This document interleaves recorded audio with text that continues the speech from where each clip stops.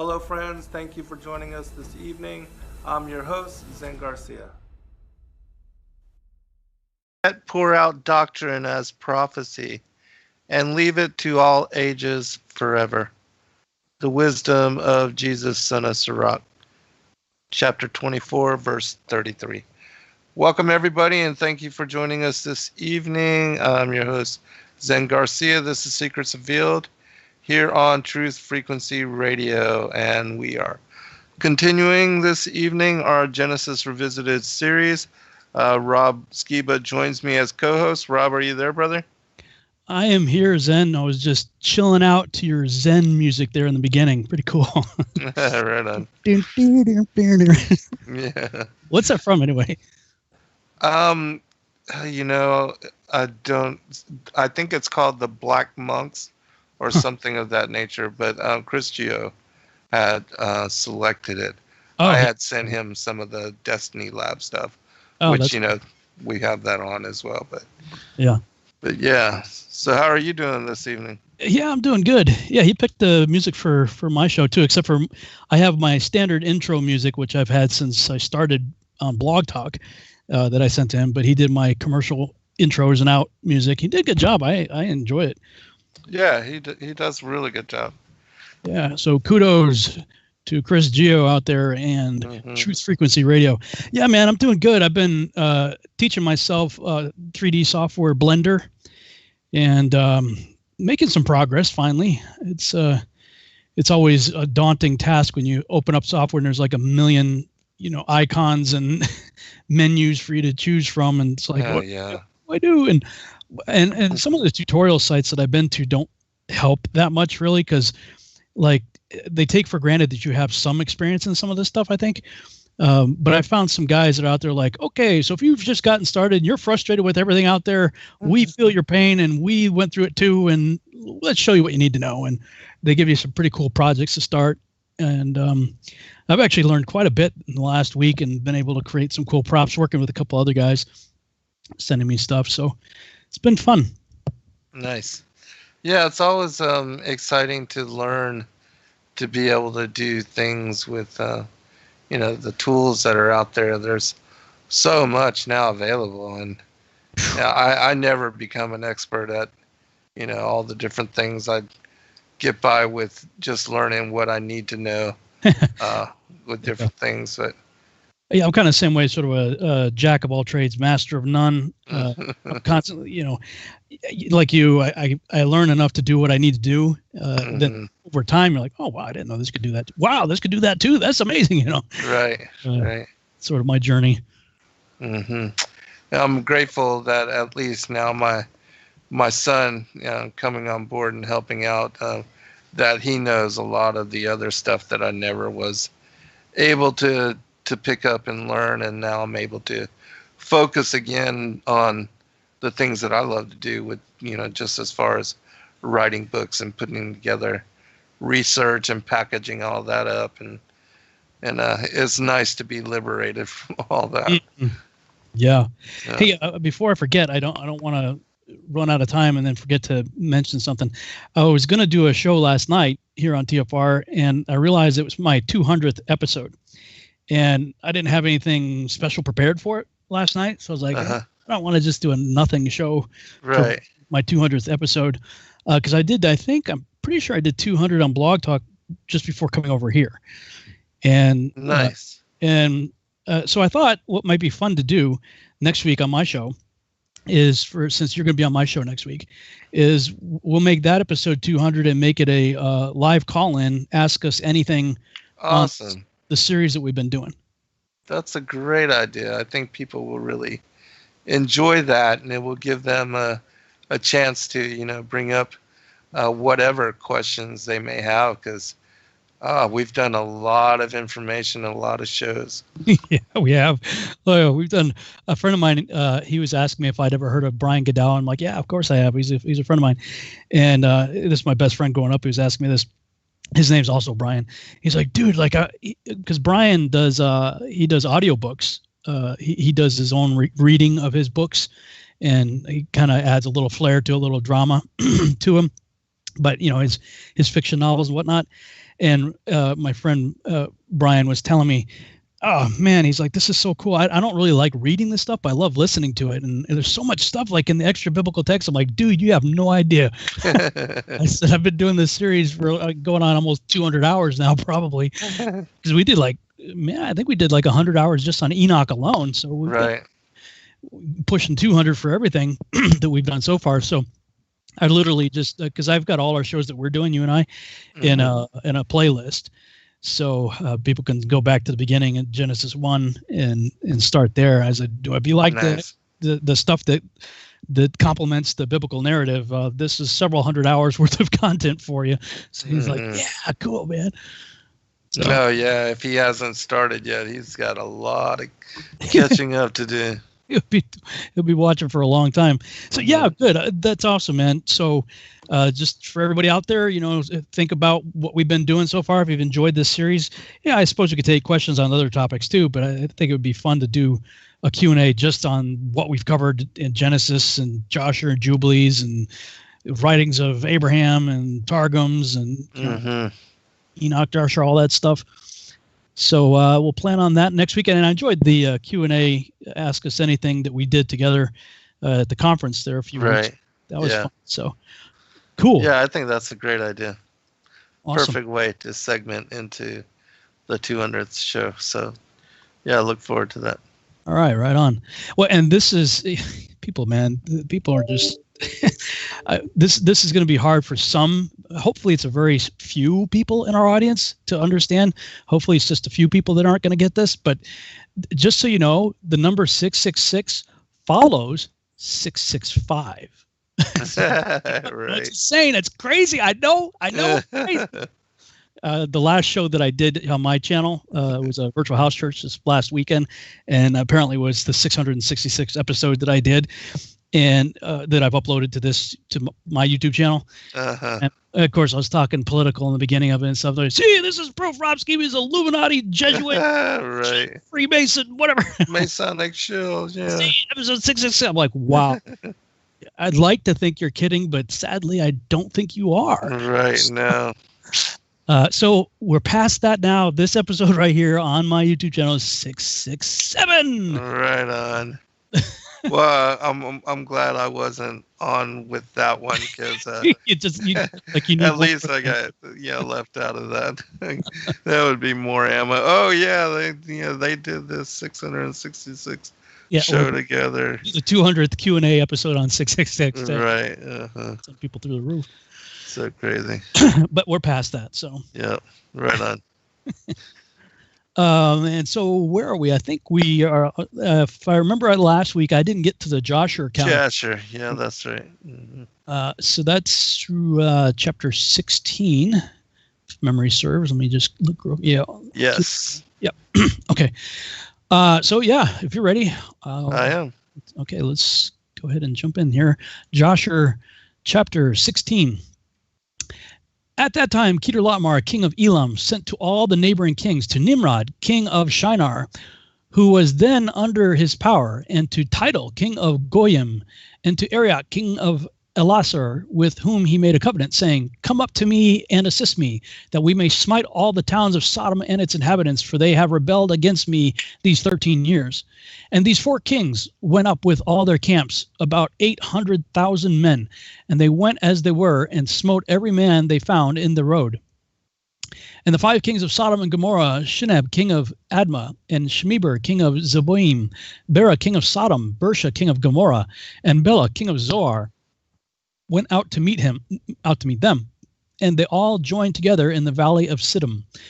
And these 9 kings made war in the valley of Siddim, and the kings of Sodom and Gomorrah were smitten before the kings of Elam. And the valley of Siddim was full of lime pits, and the kings of Elam pursued the kings of Sodom, and the kings of Sodom with their camps fled and fell into the slime pits, and all that remained went to the mountain for safety. And the 5 kings of Elam came after them and pursued them to the gates of Sodom, and they took all that there was in Sodom, and they plundered all the cities of Sodom and Gomorrah, and they took Lot, Abram's brother's son, and his property, and they seized all the goods of the cities of Sodom, and they went away. And Eunuch, Abram's servant, who was in the battle, saw this, and told Abram all that the kings had done to the cities of Sodom, and that Lot was taken captive by them. And Abram heard this, and he rose up with about 318 men that were with him, and he that night pursued these kings and smote them, and they all fell before Abram and his men. And there was none remaining but the 4 kings who fled, and they went each his own road.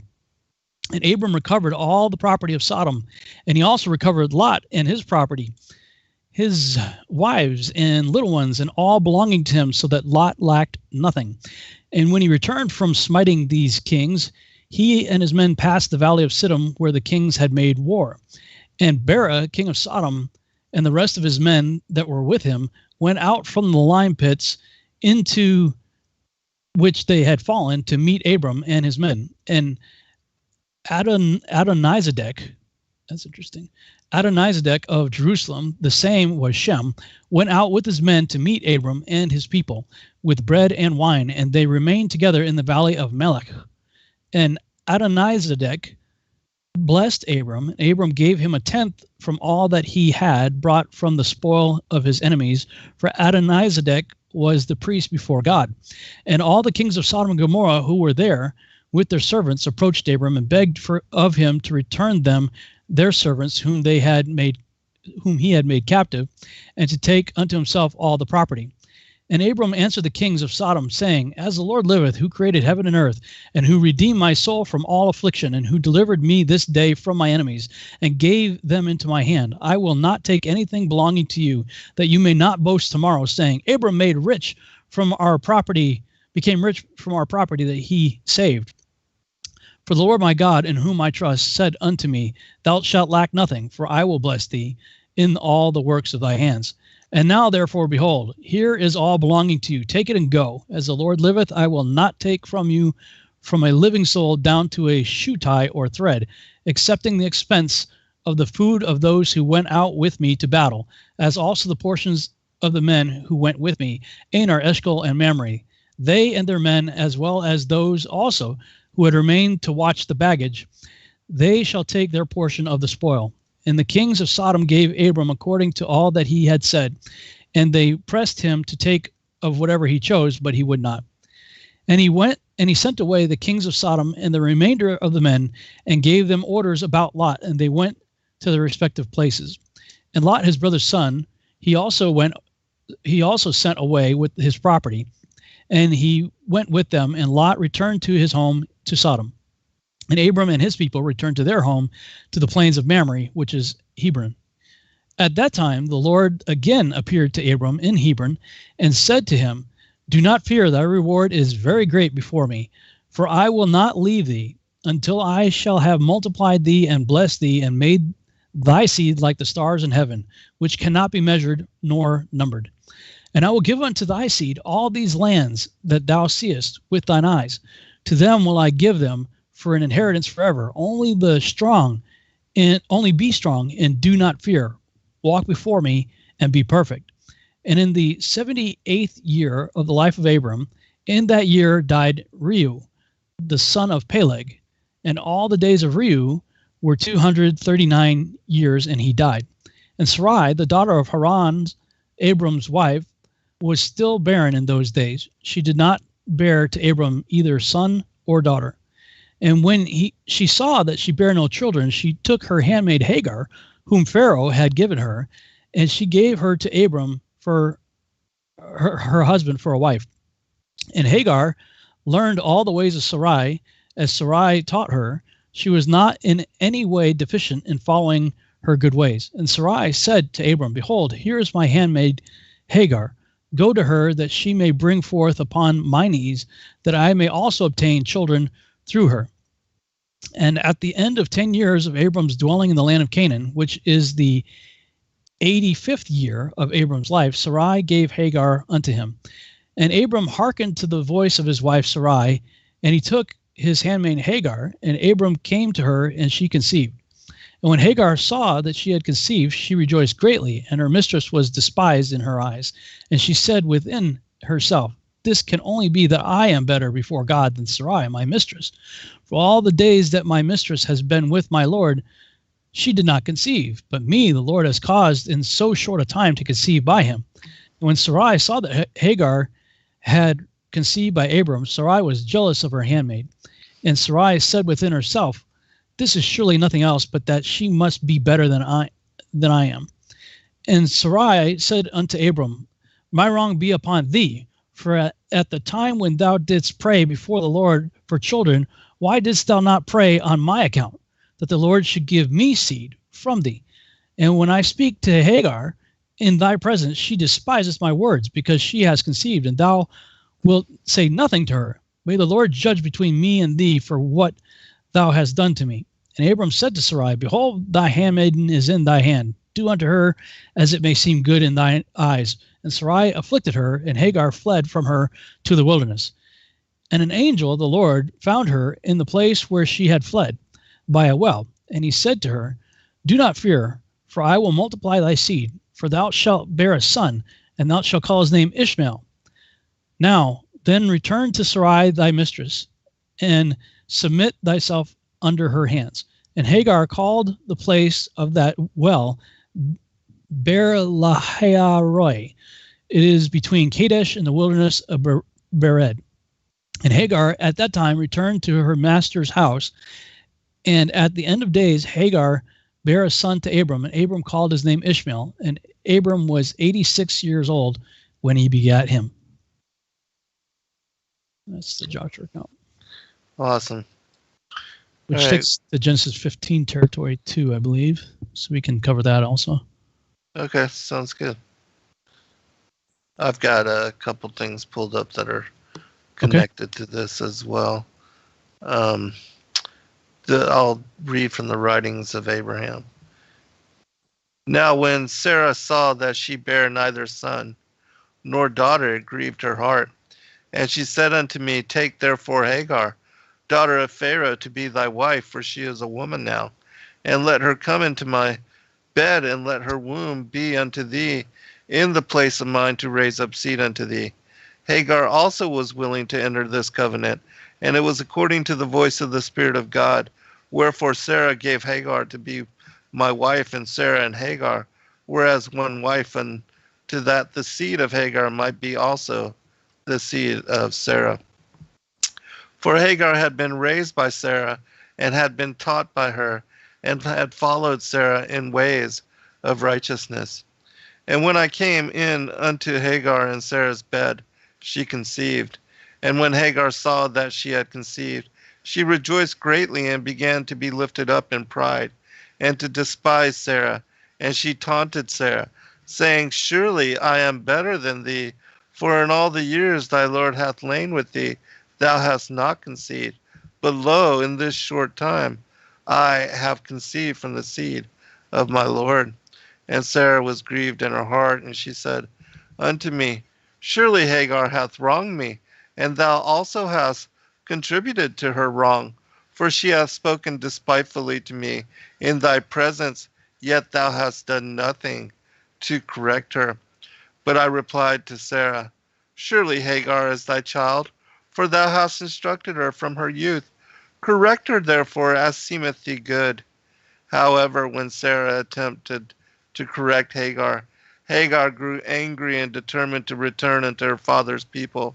Wherefore she departed into the wilderness. But an angel of the Lord met her by a well where she stopped to rest.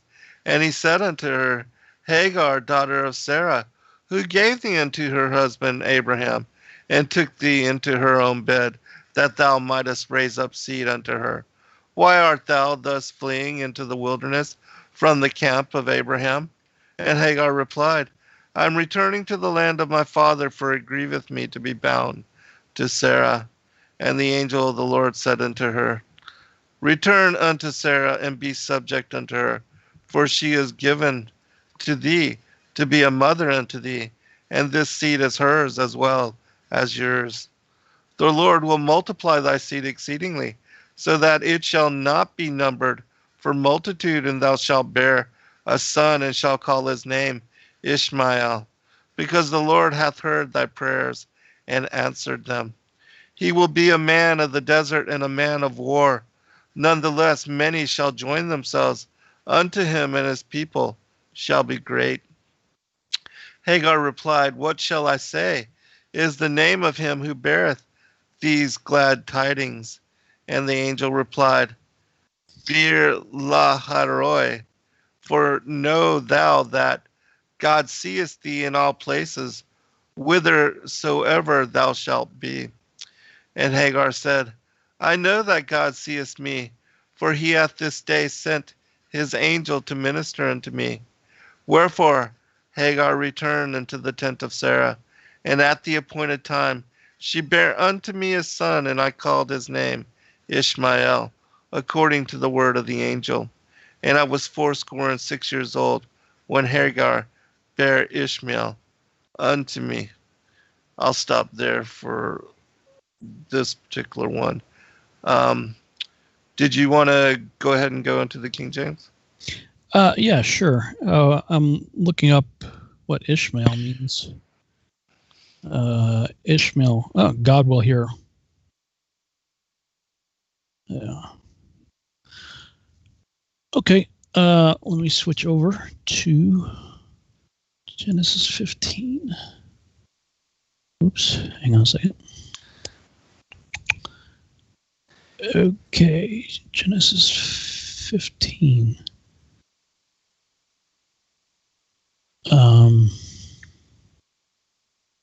There we go. After these things, the word of the Lord came unto Abram in a vision, saying, Fear not, Abram, I am thy shield and thy exceeding great reward. And Abram said, Lord God, what wilt thou give me, seeing I go childless, and the reward of my house, and the steward of my house is Eleazar of Damascus? And Abram said, Behold, to me thou hast given no seed, and lo, one born in my house is mine heir. And behold, the word of the Lord came unto him, saying, the word of the Lord, I haven't noticed that before. The word of the Lord came unto him, saying, This shall not be thine heir, but he that shall come forth out of thine own bowels shall be thine heir. And he brought him forth abroad and said, Look now toward heaven, and tell the stars, and if thou be able to number them. And he said unto him, So shall thy seed be. And he believed the Lord, and he counted it to him for righteousness. And he said unto him, I am the Lord that brought thee out of Ur of the Chaldees to give thee this land to inherit. And he said, Lord God, see, this is interesting to me, because I got to stop here just to make a comment here. This says, the word of the Lord came to me. So right there, we know, based on John 1, the word was with God, the word was God, and the word became flesh, dwelt among us, and that's Yeshua. And he says, you know, of course, in King James, we have capital L-O-R-D, but that's Yod-Heh-Vav-Heh. And he said, so he's talking to the word of the Lord, and he said, Yod-Heh-Vav-Heh Elohim, Yahuwah Elohim, which that to me says that Yeshua has to be Yahuwah, or at least some portion of him. You know, I'm of the opinion it's his right hand. Yeshua is I agree. Hand. But I mean, this is a powerful passage right here. Just these few verses, 4 verses right here, pretty much slam dunk, if you ask me. I agree. Looking at the wording here, jumped out at me anyway. He said, so I'm going to go ahead and use the actual names here. And he said, Yahuwah Elohim, whereby shall I know that I shall inherit it? And he said unto him, Take me an heifer of 3 years old, and a she-goat of 3 years old, and a ram of 3 years old, and a turtle dove, and a young pigeon. And he took unto him all these, and divided them in the midst, and laid each piece one against another, but the birds divided he not. And when the fowls came down upon the carcasses, Abram drove them away. And when the sun was going down, a deep sleep fell upon Abram, and lo, an horror of great darkness fell upon him.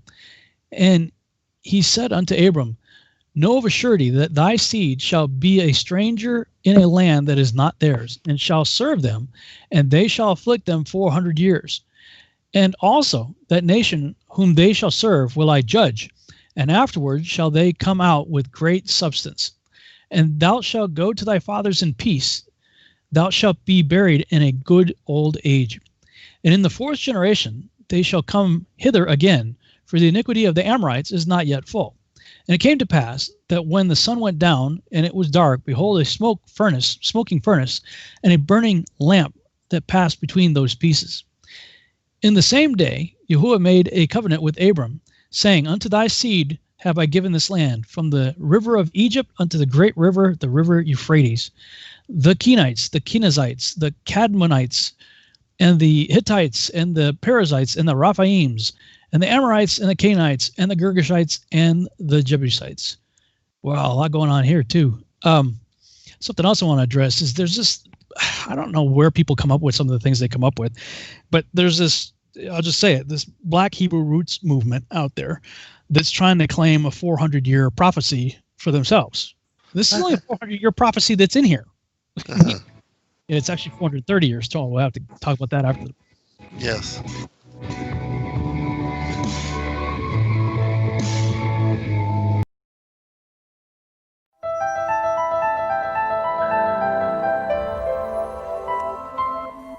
As a bookstore for truth seekers, it's our goal to make ancient manuscripts which were once held captive by secretive institutions available for public consideration. In our generation, where wisdom has increased as Daniel the prophet foretold, we have access to many of the testimonies our early church brethren were persecuted for preserving. After being hidden for centuries, these manuscripts have been leaked from various sources throughout the earth, and it's our goal to gather these sources into printable form to make available for all who seek the ancient way. If you're looking to deepen your studies of the biblical narrative, find these ancient manuscripts and more at sacredwordpublishing.com. Many truth seekers are constantly studying alone. But there is a place where we can come together. The Digital Readers Club is our online ecclesia meant for those who've forsaken churchianity but still want the closeness of a family to study with. Join us every Saturday at 7 p.m. Eastern Time to put together the puzzle pieces of truth scattered throughout the ancient scriptures. Everyday questions arise. Are the stories in the Bible true? What if I told you that there are hundreds of confirming witnesses? Which give intricate detail to the stories in the Bible. Have you ever found yourself deep in the rabbit hole with questions that no one seemed to have the answers to? Join us every other Friday at 9 p.m. Eastern Time for our Ask Me Anything series with author and researcher Zen Garcia, as he sheds light on the mysteries which have us all searching together.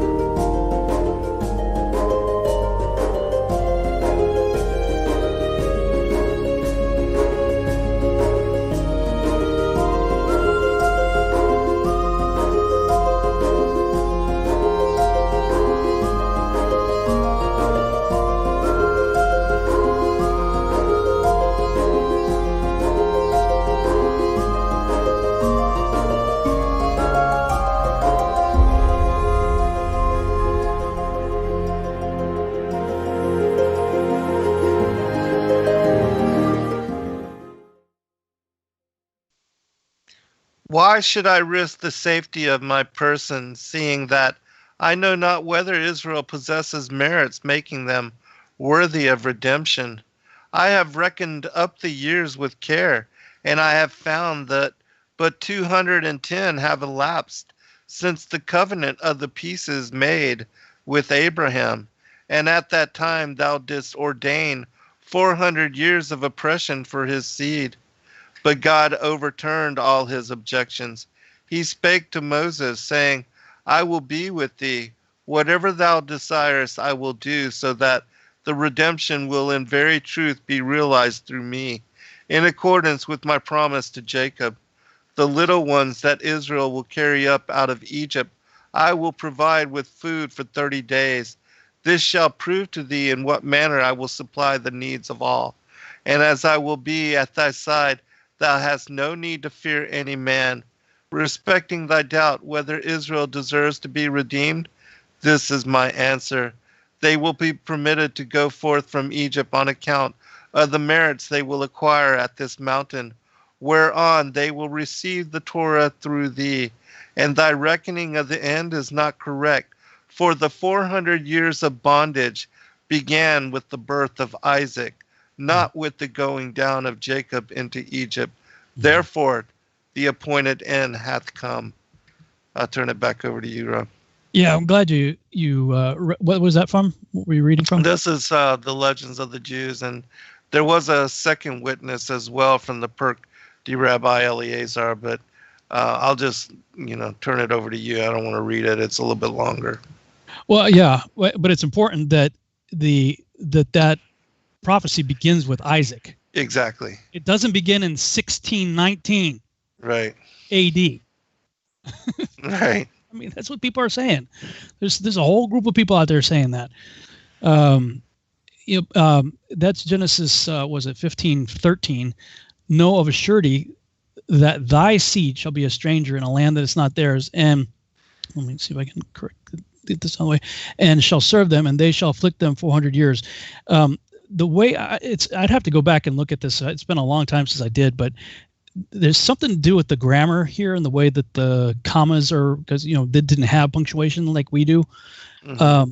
That makes it sound like they're going to be slaves for 400 years, but they're not. Right. All of this is going to happen in 400 years, a 400-year time period. Yes. And there's evidence for that, because it starts with Isaac. So we see right in Exodus, the fulfillment for all you Black Hebrew rooters out there. The fulfillment is in Exodus chapter 12, verses 40 through 41. Now the sojourning of the children of Israel who dwelt in Egypt was 430 years. And it came to pass at the end of the 430 years, even the selfsame day it came to pass, that all the hosts of the Lord went out from the land of Egypt. In Galatians, Paul says in Galatians chapter 3, verse 17, and this I say, that the covenant that was confirmed before God in Christ, the law, which was 430 years after, cannot disannul that it should make the promise of none effect. So from the giving of the promise of the covenant of Abraham until the giving of the covenant at Sinai was 430 years. There's your guardrails. If you want to figure out the 400, when that happened, Paul tells you from the giving of the promise to Abram to the coming out and the giving of the covenant at Mount Sinai is 430 years. Now, people want to say that there were slaves for 400 years or 430 years. Neither is true, because do it out. I mean, do a timeline out. Again, I got to put my timeline charts up here, right? From the giving of the covenant of Abraham, nobody's in Egypt until 215, other than, brief trips back and forth. But it might be understood that Egypt was the world's superpower at the time.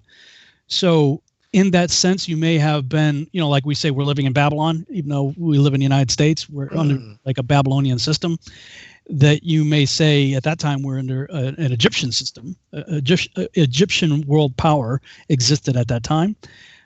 So, those sojourning in a land that's not theirs, that being Canaan, because at the end of it says, the Canaanite and the Hivite and all that stuff.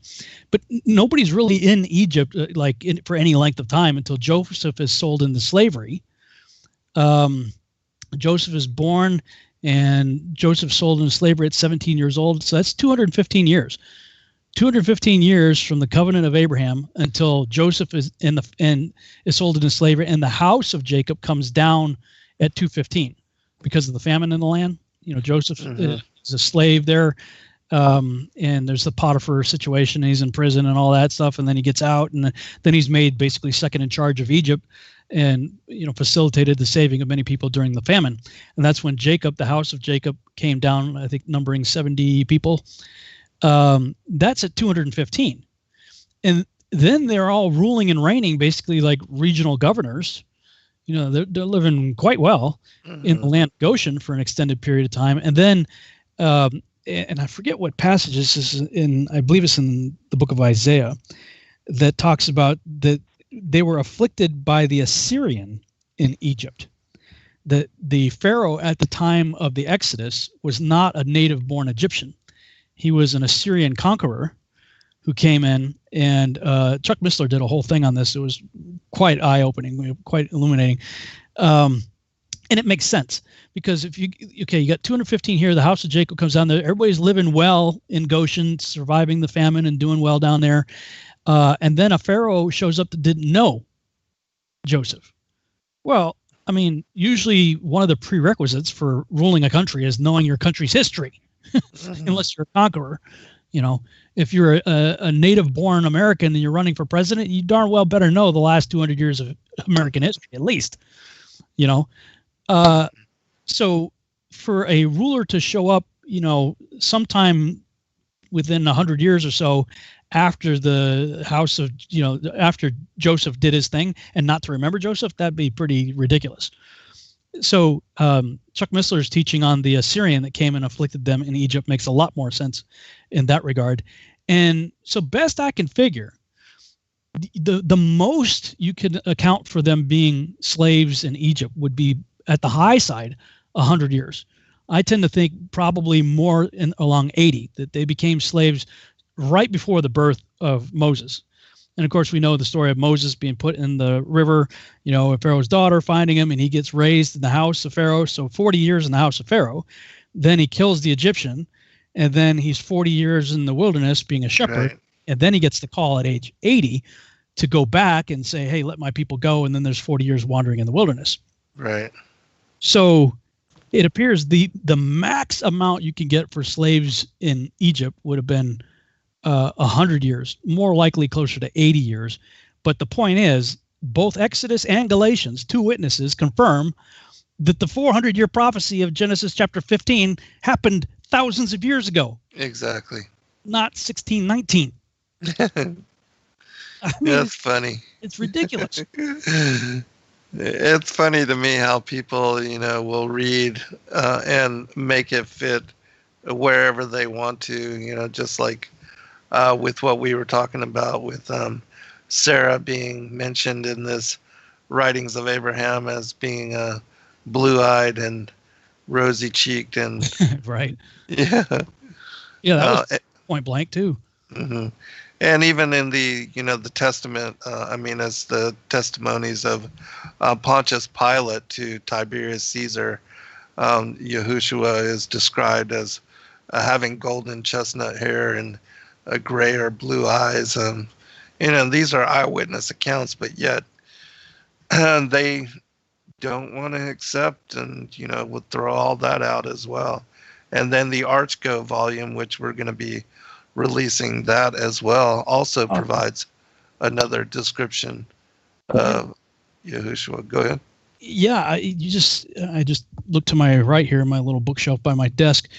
A good friend of mine gave me that the Archgo volume, or the archaeological writings of the Sanhedrin and Talmud Jews, translated by McIntosh and Twyman, unabridged edition. Yeah, it's a fascinating, again, provides eyewitness account. I believe from Gamaliel or, one of the Pharisees. Yeah. Yeah, I read it a long time ago. I would say probably back in actually, it was probably right on the time I was going through my divorce, because I was going back and forth when I was already in Texas, and I was going back and forth to Massachusetts. And then a friend of mine, he said, I think you might like this. And I was like, dude, this is amazing. Yeah, it is. It's amazing. So you're going to do a republish of it? Yeah, we're publishing it in larger font. My daughter-in-law, Joy, is working on it now, and we'll be providing it very soon. Yeah, it's the Jonathan's interview. There's a bunch of. Let me look at the table of contents here.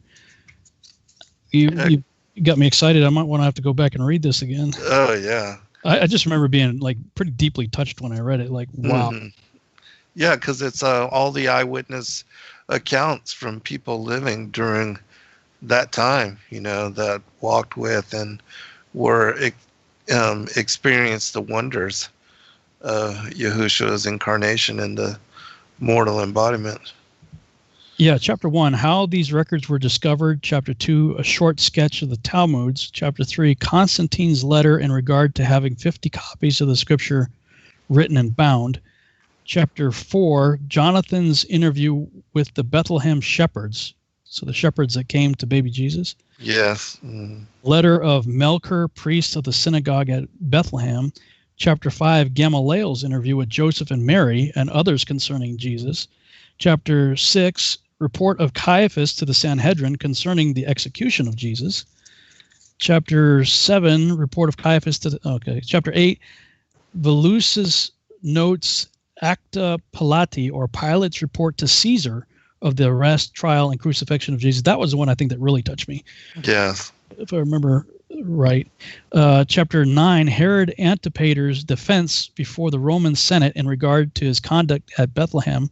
Chapter 10, Herod Antipater's defense before the Roman, it looks like a repeat there. Oh, no. So it's his defense before the Roman Senate in regard to the execution of John the Baptist. And chapter 10, the Hillel letters regarding God's providence to the Jews by Hillel III. Fascinating stuff. Yeah, absolutely. Yeah, so anyway, that was one of the things that stood out to me because, I dealt with this with Dave Murphy relentlessly on Facebook, because they're expecting some great exodus to happen last year. I'm like, how's your prophecy doing, buddy? We're a year late and going into year 2. Well, our calendars are off. I'm like, they're not that off since 1619, dude.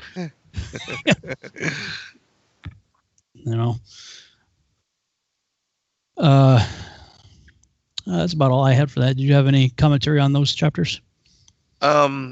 Just other than, again, even the records of Pontius Pilate, they were found in the Library of Congress, and they give an eyewitness to a physical description of what Yahushua looks like, and he's described in similarity as Sarah is in the writings of Abraham.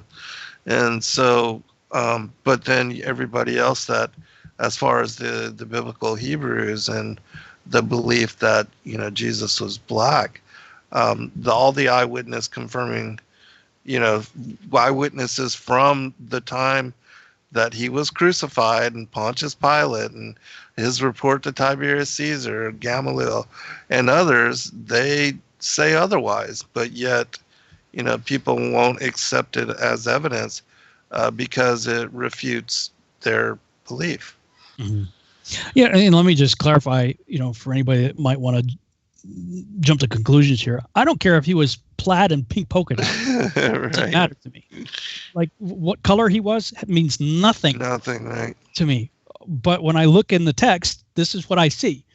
Exactly. I don't have an agenda here. I mean, if you could show me, stuff that predates this stuff, that would describe him otherwise, I'd be like, okay, frankly, I don't care. Right.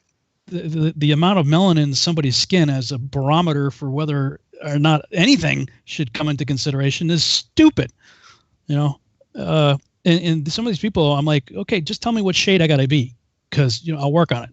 If there's a melanin quantity that you got to have to be in the in crowd, just let me know. Give me the shade scale. The whole thing's ridiculous. Well, again, with myself, I read and study from the ancient manuscripts, and I report what they say. And if it were to say that, Yahushua was black, I'd have no problem reporting that. But that's not what it says. And so, me bringing forth the eyewitness accounts and sharing them and declaring them, but then, I get largely attacked for it. And why?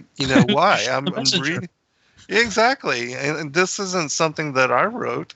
I'm just sharing what the ancient eyewitnesses say themselves. And so, and it's like I have an agenda to trample down on, what it is that they're teaching, but that's not the point of it at all. I'm just sharing what they themselves report of what he physically looked like. Exactly. And for whatever reason, you get attacked for that. Well, it's the same thing with biblical cosmology. Yeah. I'm telling people, like, I've given up trying to answer all the questions. All the well, what about this? What? And everybody's looking up in the sky. What about the sun, the moon, the stars, planets? I'm like, look, the topic is what's the shape of the ground. Right. I look at the sky, but even the issues on the ground. I mean, you can show the pictures, you can show the infrared, you can go out, get a Nikon fix P900 or P1000, do the test yourself.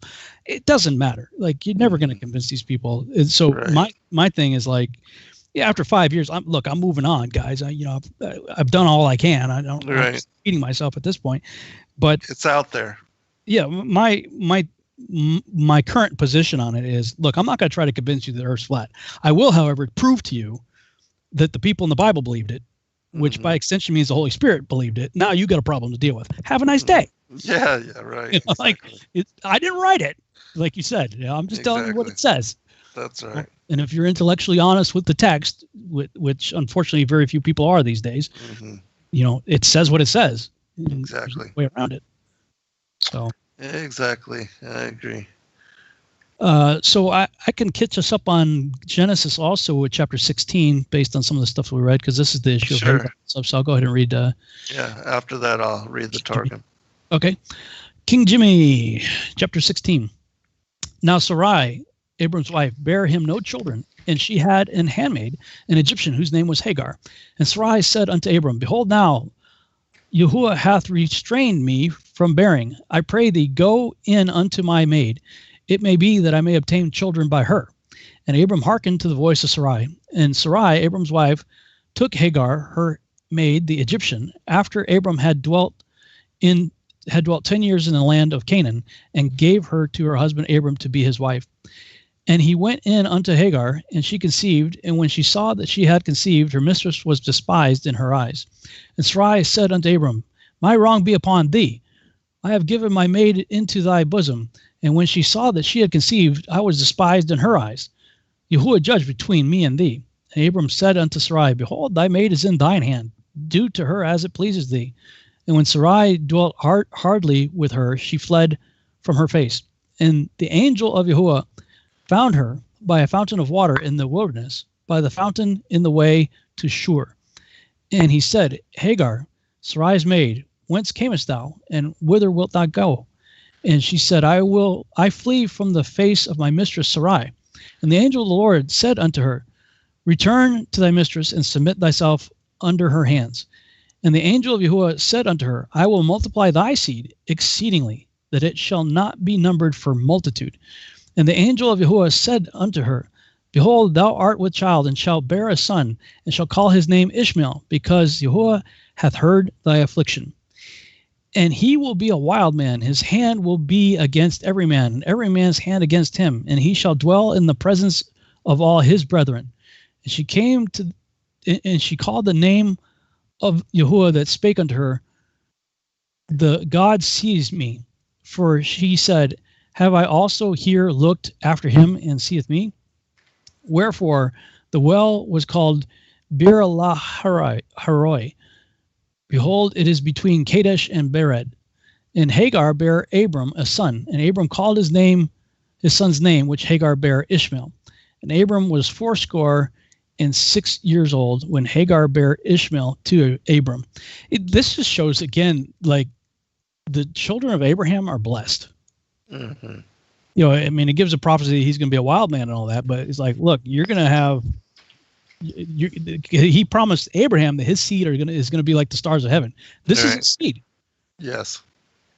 You know, and of course we know that Ishmaelites married into the lineage of Esau and became the Arabs. Mm-hmm. So, you know, there's been this sibling rivalry, well, really ever since, right, between the children of Jacob and the children of Esau / Ishmael. Yes. But we see that Jacob and Esau, you know, reconciled. It was, you know, a tense reconciliation, but, you know, eventually they're like, because when we get to the account of, you know, Jacob deceiving his brother, and then after the Laban situation and all that stuff, and we see that Esau's coming. If I remember in the Joshua account, like Esau originally is like, yeah, I'm going to get my brother back, you know. Right. And the angel the angel of the Lord, or the captain of the heavenly host, or somebody showed up and was like, basically gave him a smackdown. No, right. You're not going to mess with your brother. So it was kind of an uneasy truce, but you know, that may be what happens, you know, finally in the end is, you know, the Heavenly Father gives everybody a smackdown and says, okay, you know, time to behave now, you know, right. You're all brothers here. Let's get over all the enmity. Yeah. All right. From the Targum, chapter 15. After these words, when the kings had gathered together and had fallen before Abram, and 4 kings had been slain, and 9 hosts brought back, Abram reasoned in his heart and said, woe to me, because I have received the reward of my appointments in this world, and have no portion in the world to come. Or peradventure the brethren and friends of those who have been slain will combine in legions and come against me, or that at that time there was found with me the reward of a little righteousness, so that they fell before me. But the second time reward may not be found with me, and by me the name of the heavens may be profaned. Thereupon was the word Pithgama of the Lord with Abram in a vision, saying, fear not, for if these men should gather together in legions and come against thee, my word, Memra, will be thy shield. And also if these fall before thee in this world, the reward of thy good works shall be kept and be prepared before me in the world to come, great exceedingly. And Abram said, Lord God, great blessings hast thou given me, and great are they which it is before thee to give me. Nevertheless, what profit is it to me when I pass from the world without children?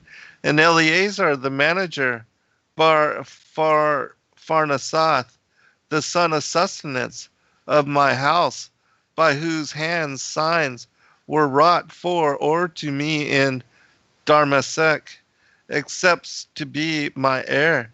And Abram said, behold, to me thou hast not given a son, and behold, the manager of my house will be my heir.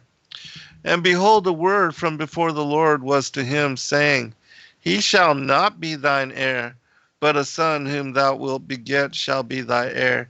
And he brought him forth without and said, look up now to the heavens and number the stars, if thou art able to number them. And he said, so will be thy sons. And he believed in the Lord and had faith in the Memra, the word of the Lord, and he reckoned it to him for righteousness.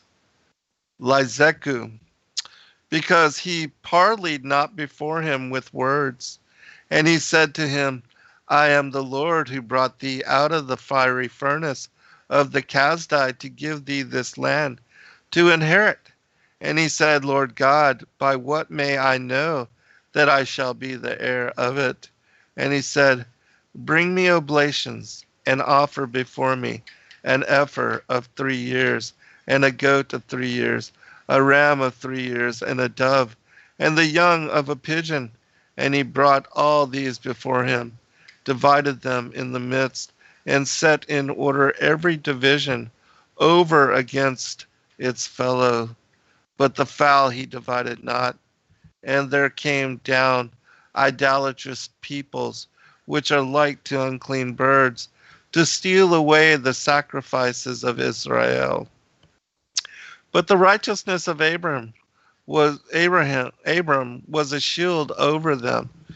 And when the sun was nearing to set, a deep sleep was thrown upon Abram. And behold, 4 kingdoms arose to enslave his children. Terror, which is we'll pick it up on the other side. Be right back, everyone. Everyday questions arise. As a bookstore for truth seekers, it's our goal to make ancient manuscripts which were once held captive by secretive institutions available for public consideration. In our generation, where wisdom has increased as Daniel the prophet foretold, we have access to many of the testimonies our early church brethren were persecuted for preserving. After being hidden for centuries, these manuscripts have been leaked from various sources throughout the earth, and it's our goal to gather these sources into printable form to make available for all who seek the ancient way. If you're looking to deepen your studies of the biblical narrative, find these ancient manuscripts and more at sacredwordpublishing.com.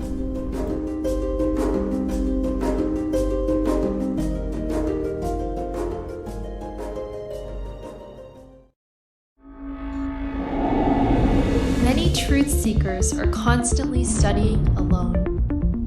But there is a place where we can come together. The Digital Readers Club is our online ecclesia meant for those who've forsaken churchianity but still want the closeness of a family to study with.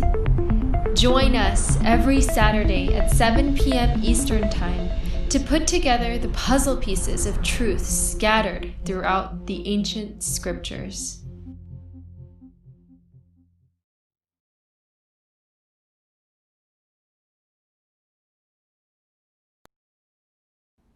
Your partnership with Sacred Word Publishing goes further than the publishing of ancient manuscripts and weekly video content.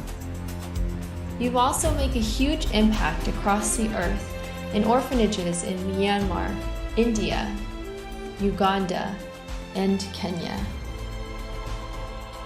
Your support is crucial for the development of the ecclesia of real truth seekers.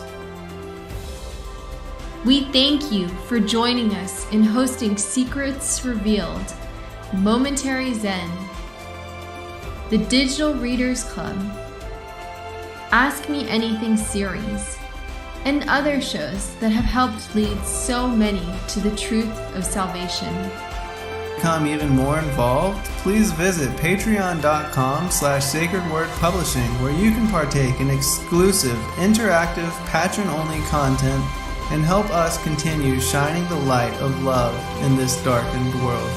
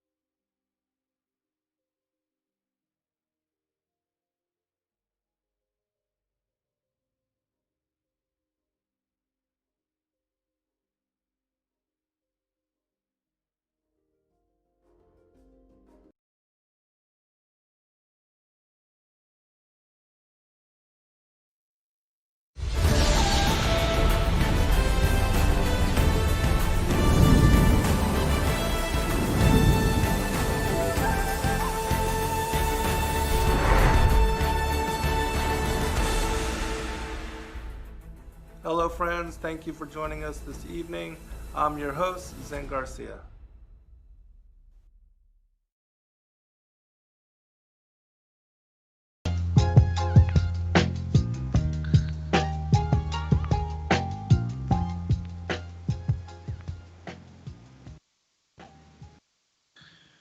All right, welcome back, everybody, for second hour. I will continue reading from the Targum. This is Genesis chapter 15. And when the sun was nearing to set, a deep sleep was thrown upon Abram. And behold, 4 kingdoms arose to enslave his children.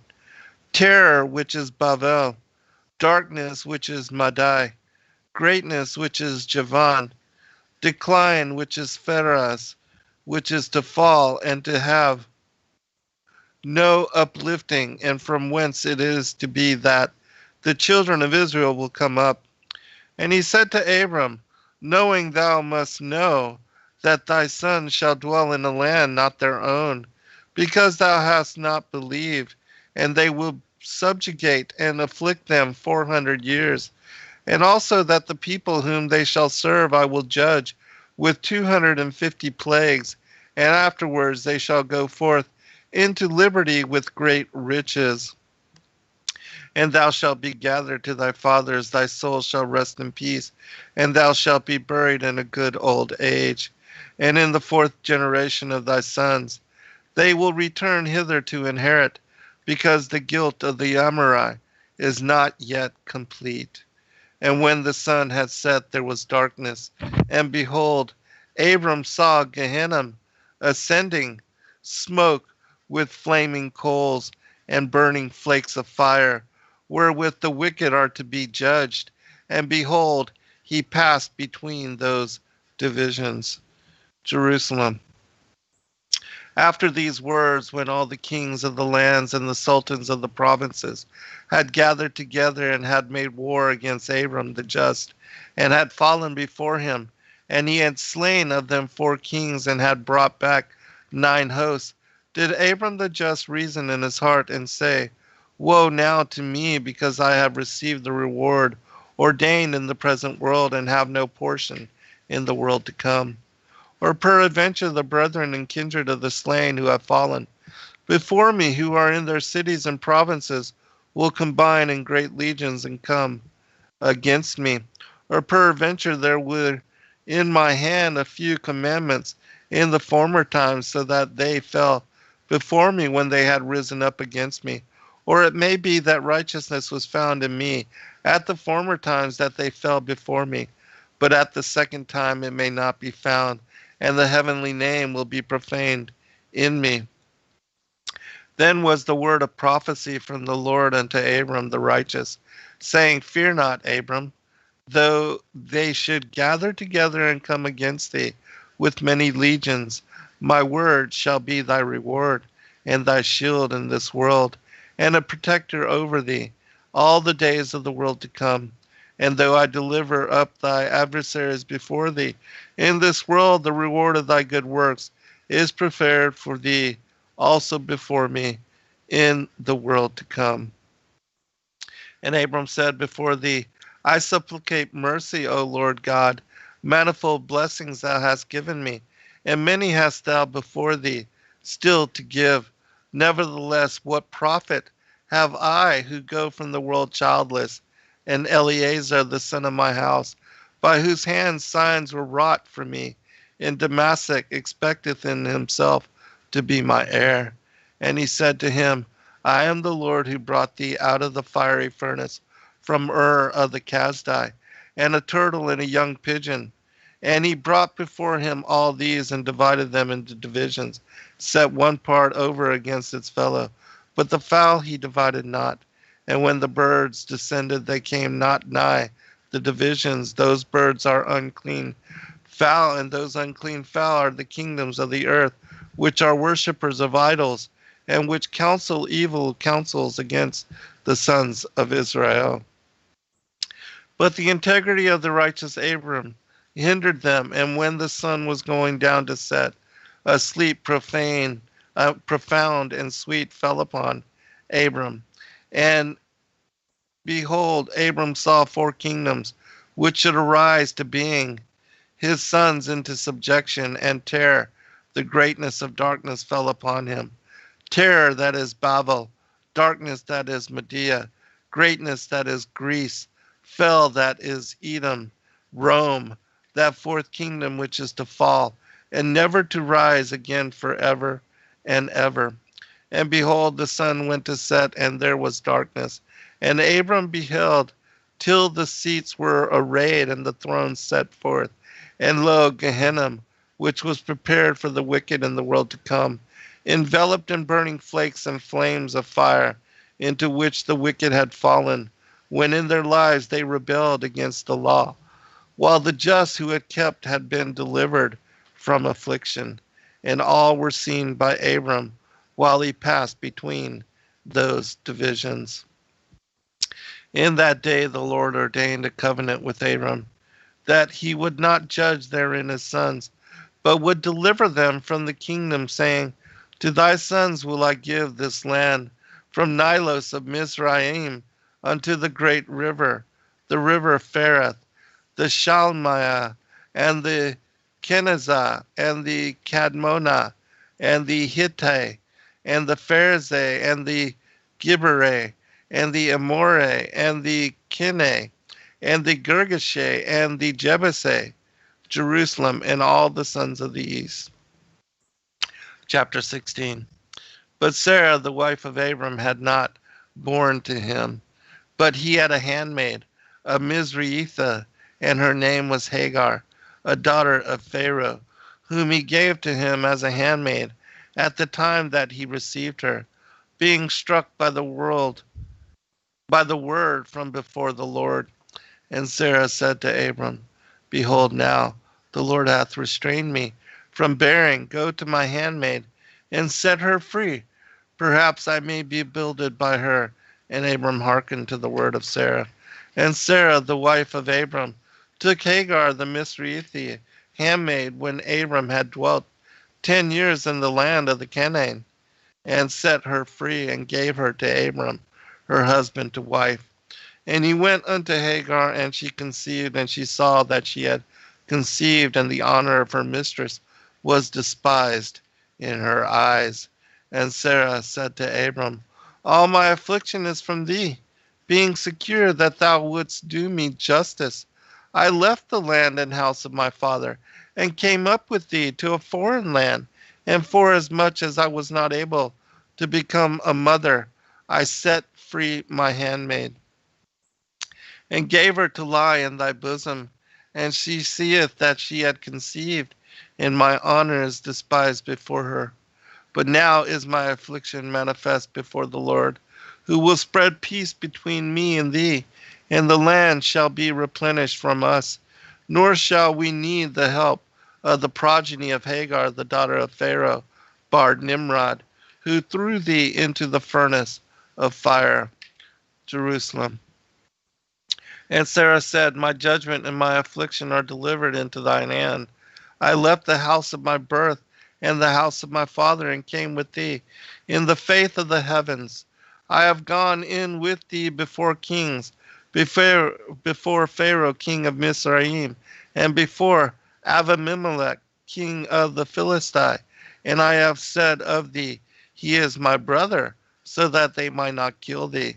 And when I saw that I was not made fruitful, I took Hagar the Mizraitha, my handmaid, and gave her to thee to wife, and said, She shall bring forth, and I will bring up whom she may bear, that I might be builded, but be it only from her. But now, seeing that she hath conceived, my honor is contemned and despised in her sight. Now may the Lord appear and judge between me and thee, and fulfill mercies upon me and thee, and spread his peace between me and thee, and replenish the world from me and from thee, that we may not heed the son of Hagar the Mizraitha handmaid, who is of the children of the people who cast thee into the burning furnace of the Chaldean. And Abram said to Sarah, Behold, thy handmaid is under thy authority. Do to her what is right in thine eyes. And Sarah afflicted her, and she escaped from before her. And the angel of the Lord found her at the fountain of waters in the desert, at the fountain of the waters which is in the way of Shagra, Jerusalem, Jalitza. And he said, Hagar, handmaid of Sarah, whence comest thou? And whither dost thou go? And she said, From before Sarah, my mistress, I have escaped. And the angel of the Lord said to her, Return to thy mistress, and be subject unto her hand. And the angel of the Lord said to her, Multiplying, I will multiply thy sons, and they shall not be numbered for multitude. And the angel of the Lord said to her, Behold, thou art with child, and thou wilt bear a son, and thou shalt call his name Ishmael, because thy affliction is revealed before the Lord, and he shall be like the wild ass among men. His hand shall take vengeance of his adversaries, and the hands of his adversaries be put forth to do him evil. And in the presence of all his brethren shall he be commingled. Yitharib Arabized, and shall dwell. Say that again? Yeah. And shall dwell, and she gave thanks before the Lord, whose word spake to her. Oh, that's interesting. The angel of the Lord is said to be the word here. Yeah, that's a point blank right there. You're reading the Targum? Yeah, the Targum. Gave thanks before the Lord, whose word spake to her, and thus said, Thou art he who livest and art eternal, who seest but art not seen. For she said, For behold, here is revealed the glory of the Shekinah of the Lord after a vision. Jerusalem. And Hagar gave thanks and prayed in the name of the word of the Lord, who had been manifested to her. Yeah, it seems to, the angel of the Lord is equated to being the word of the Lord here. Point blank. Yep. And prayed in the name of the word of the Lord, who had been manifested to her, saying, Blessed be thou, Eloah, the living one of all ages, who hast looked upon my affliction. For she said, Behold, thou art manifested also unto me, even as thou wast manifested to Sarah, my mistress. Wherefore she called the well at which the living and eternal one was revealed. And behold, it is situate between Rechem and Shalusta. And Hagar bare Abram a son, and Abram called the name of his son whom Hagar bare Ishmael. And Abram was the son of 86 years when Hagar bare Ishmael to Abram. Yeah, good stuff. There was something about turtles earlier. King James makes the same. Well, it's hard to say mistake. We would say mistake in 21st century English. Apparently, that must have been. We need to understand turtle doves, not amphibians. Right. I had this debate with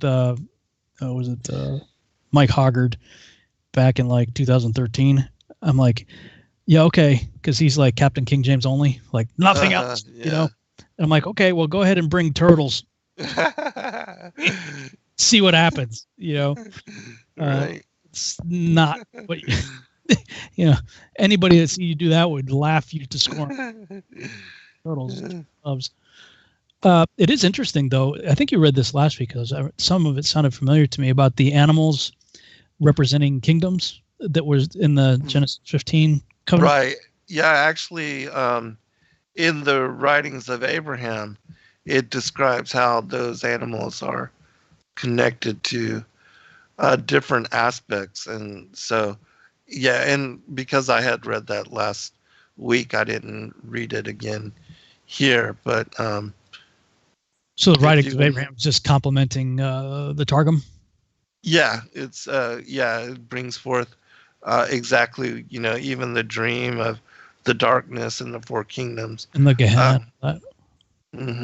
But it does say about each of the creatures that they are representative of, specific aspects of the kingdoms that would oppress.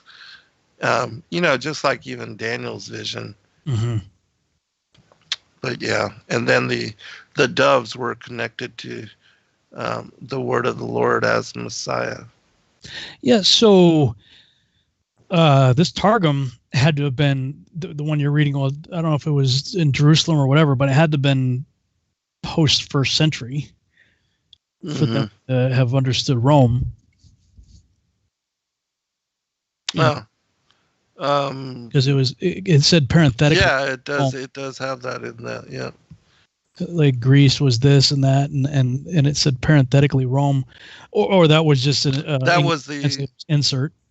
Yeah, that was the Jerusalem, which is a later version. Yeah, one is Ben Uziel and one is Onkelos. Yeah. Jake Grant has started to incorporate Targums into his readings for Shabbat. Oh, really? That's awesome. He's gotten quite excited about it. We talked about the last few virtual house churches where he's like, dude, I'm like, yes, tell me about it. We've been covering it, for hundreds of hours here. Yeah. A lot of people have contacted me and thanked me for, making them available, and in doing the, like you with the virtual house church, that they are incorporating the Targums in their reading and studyings, and are finding the information to be a great blessing to them, as far as the elaboration and detail. Well, yeah, I mean, it stirs up more discussion because, I mean, look, we're on Genesis 15 or 16 now, right? And it's been, 200 something hours. Right. Giving commentary, like you can't do that with just King James. Right.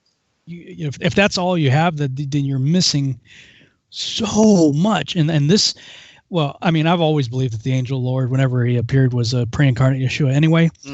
But I mean, the Targum, that's like the angel Lord is the word of Lord, and the word is Yeshua. So I mean, right. There's some pretty significant connecting of the dots going on right there. That's point blank. Absolutely. And which, again, is why I believe people should read and study from these parallel accounts, because it does bless you in your studies if you're wanting to understand and get confirming witness to what is only suspect, from a lot of the other accounts, because they remain more ambiguous. Yeah. So, I don't really have anything more on that. Do you? No, I can read from the Legends of the Jews. Okay. All right. Moving on to chapter 17. Yeah. Okay. All right. Yeah, cool. The birth of Ishmael. Okay. The covenant of the pieces whereby the fortunes of his descendants were revealed to Abraham was made at a time when he was still childless. As long as Abraham and Sarah dwelt outside of the Holy Land, they looked upon their childlessness as a punishment for not abiding within it. But when a 10 years sojourn in Palestine found her barren as before, Sarah perceived that the fault lay with her. Without a trace of jealousy, she was ready to give her slave Hagar to Abraham as wife, first making her a freed woman. For Hagar was Sarah's property, not her husband's. She had received her from Pharaoh, the father of Hagar. Taught and bred by Sarah, she walked in the same path of righteousness as her mistress, and thus was a suitable companion for Abraham.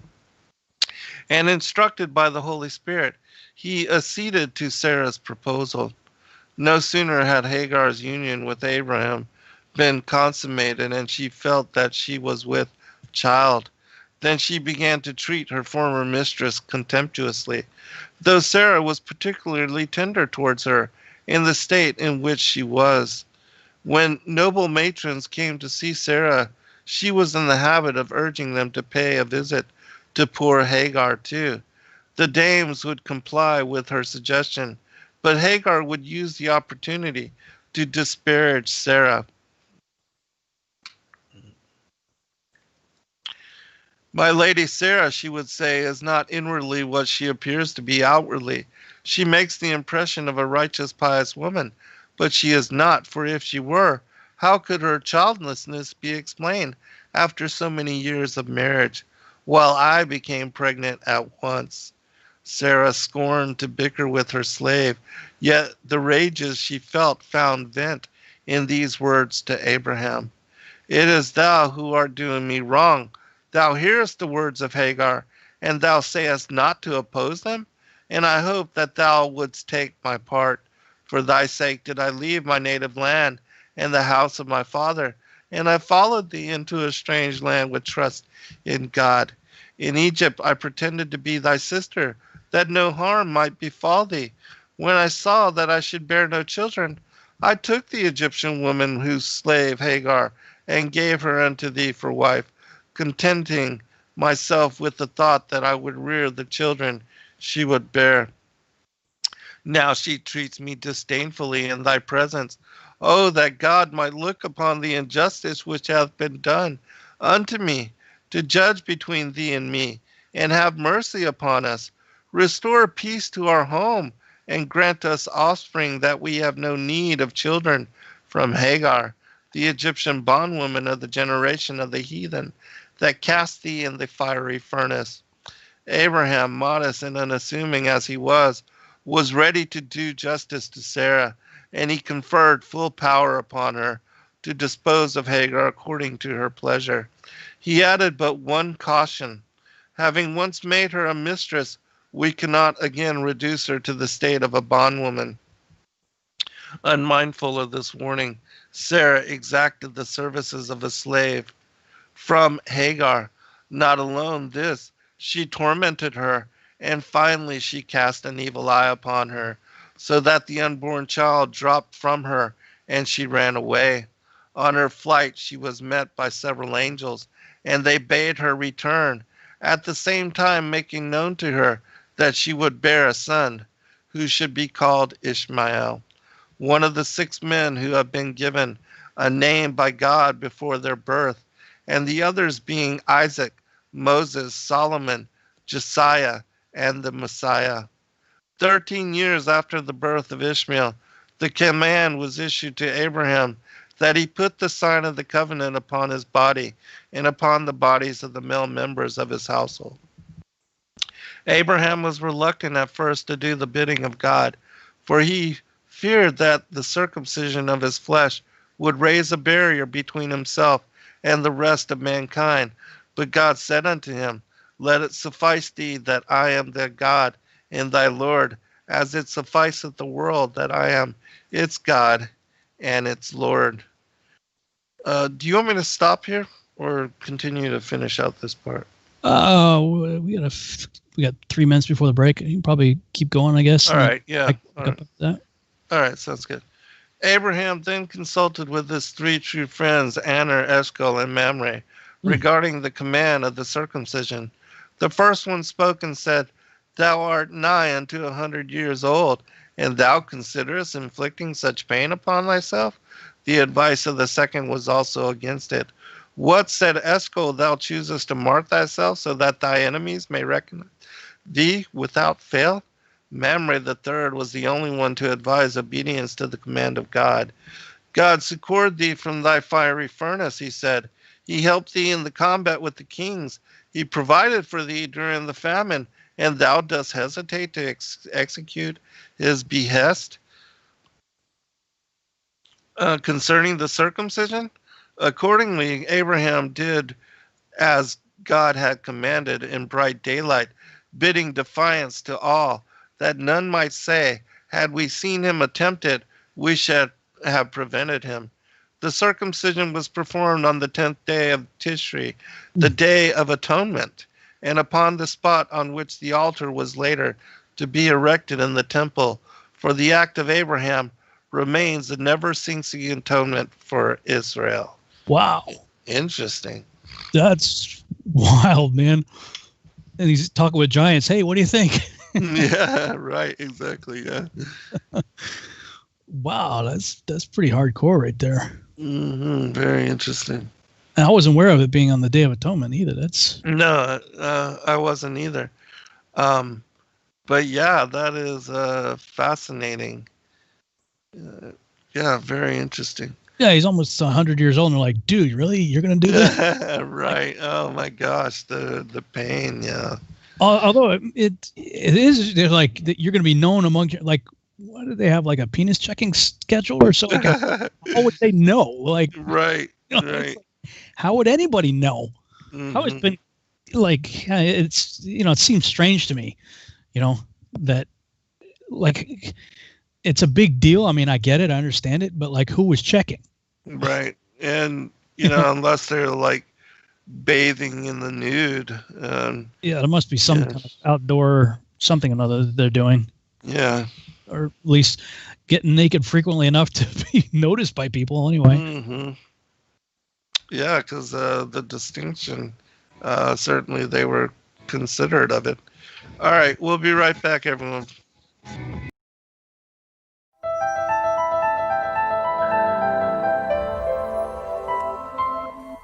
As a bookstore for truth seekers, it's our goal to make ancient manuscripts which were once held captive by secretive institutions available for public consideration.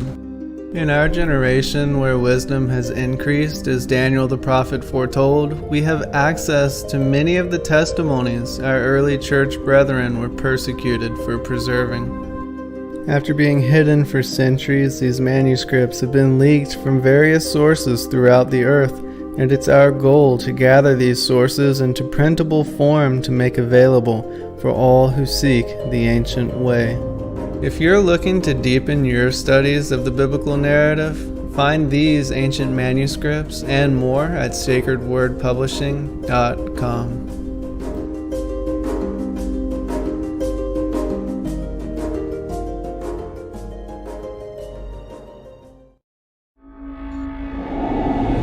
Many truth seekers are constantly studying alone.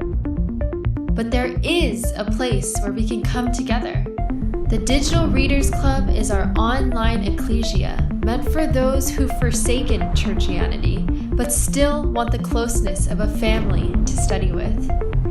Join us every Saturday at 7 p.m. Eastern Time to put together the puzzle pieces of truth scattered throughout the ancient scriptures. Your partnership with Sacred Word Publishing goes further than the publishing of ancient manuscripts and weekly video content. You also make a huge impact across the earth in orphanages in Myanmar, India, Uganda, and Kenya. Your support is crucial for the development of the ecclesia of real truth seekers. We thank you for joining us in hosting Secrets Revealed, Momentary Zen, the Digital Readers Club, Ask Me Anything series, and other shows that have helped lead so many to the truth of salvation. To become even more involved, please visit patreon.com/sacredwordpublishing, where you can partake in exclusive, interactive, patron-only content and help us continue shining the light of love in this darkened world. Every day, questions arise. Are the stories in the Bible true? What if I told you that there are hundreds of confirming witnesses? which give intricate detail to the stories in the Bible. Have you ever found yourself deep in the rabbit hole with questions that no one seemed to have the answers to? Join us every other Friday at 9 p.m. Eastern Time for our Ask Me Anything series with author and researcher Zen Garcia, as he sheds light on the mysteries which have us all searching together.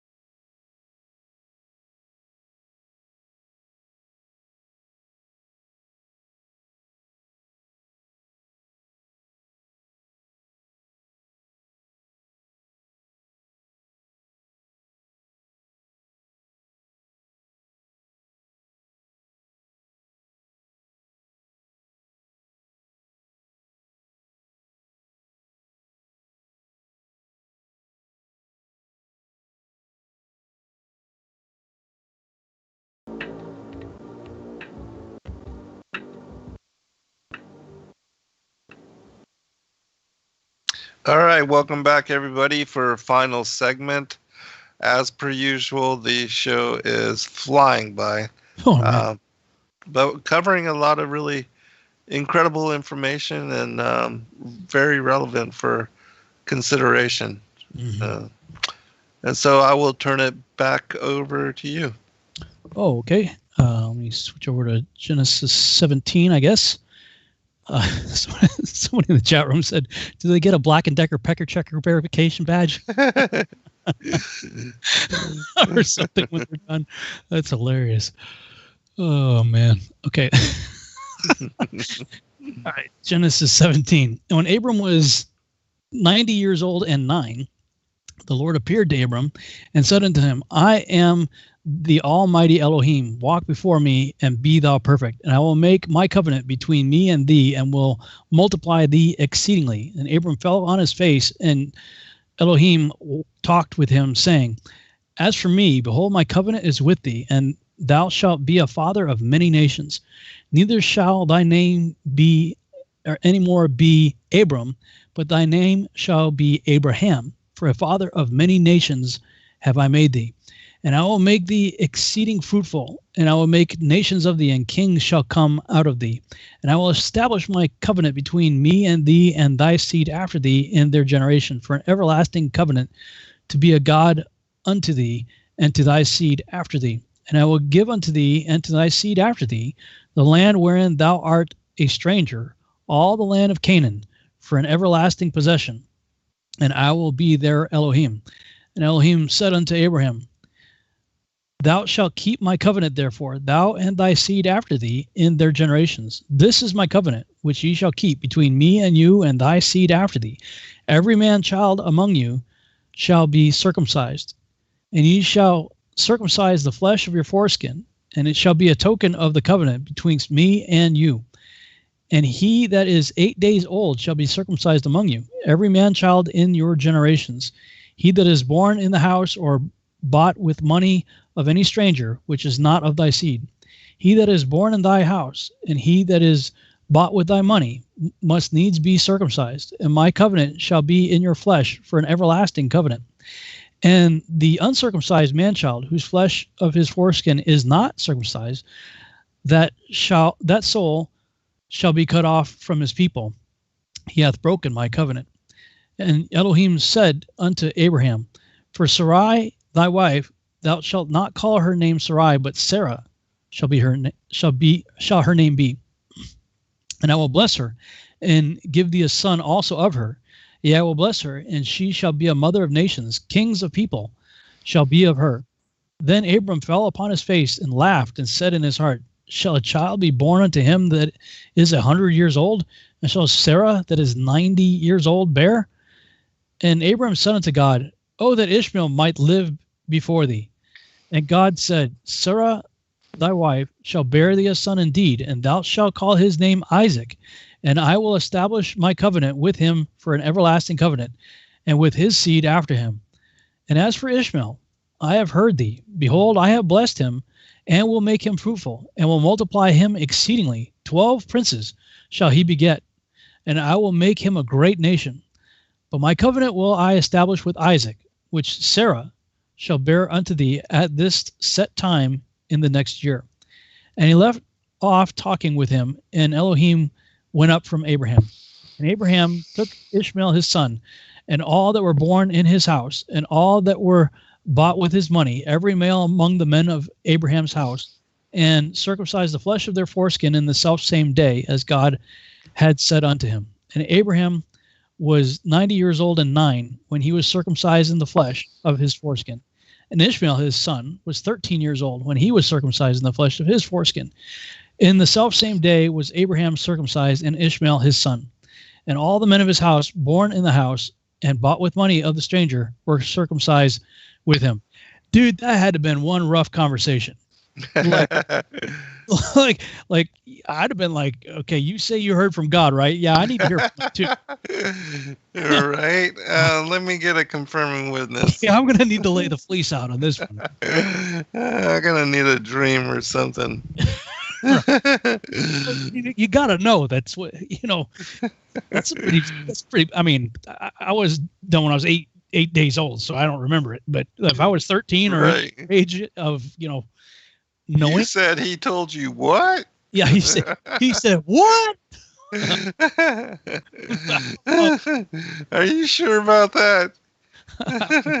I'm going to need to get a witness, man. I always wondered about that. Why is this the sign? And the conclusion I came to when I was actually doing research on the Nephilim from our Archon Invasion series was that, this is all about seed, right. And ultimately it's the seed war that was established in Genesis 3:15. And so what better place to make the covenant than in the seed dispenser? Mm-hmm.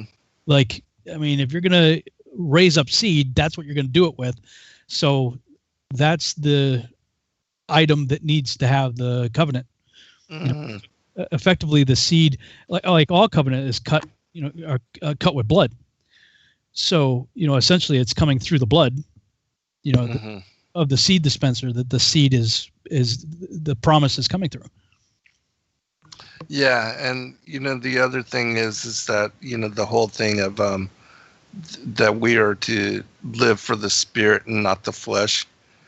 That it seems to be connected to that as well, because this is what we bear children and continue as far as the continuation of the race and all of that. But then the real covenant is eternal salvation through Christ, and that this is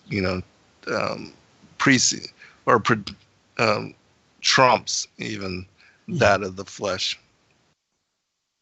Yeah, Adam from Parable of the Vineyard is joining us in the chat room there. He said in the Targums, I will set my covenant between my word and thee, and I will multiply thee very greatly. Yes.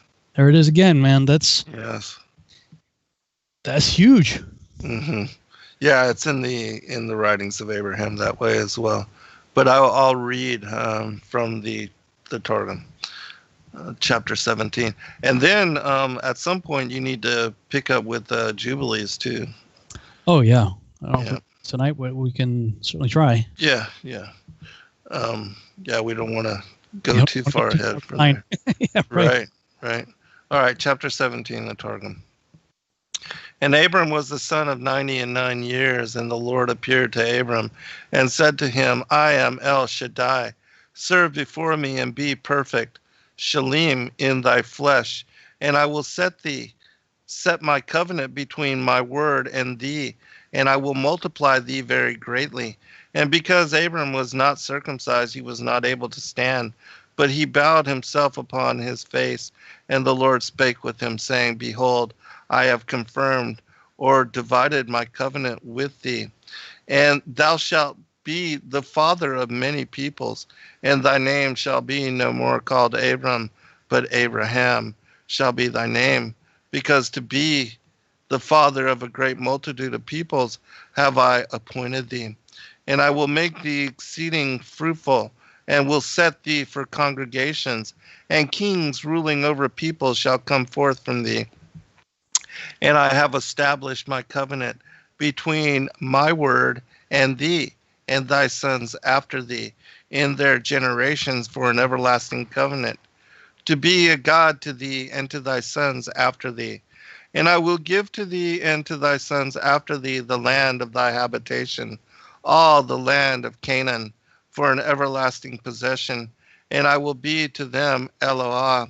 And the Lord said to Abraham, And thou shalt observe my covenant, thou and thy sons after thee, in their generations.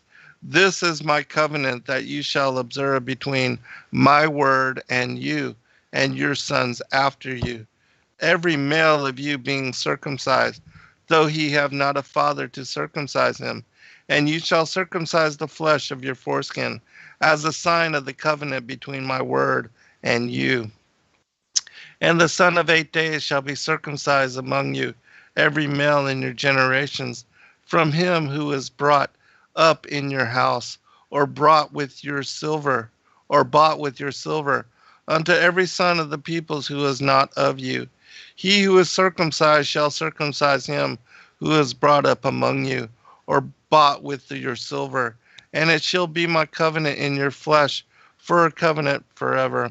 And the uncircumcised male who is not circumcised in the flesh of his foreskin, unless he have some one to circumcise him, that man shall be cut off from his people.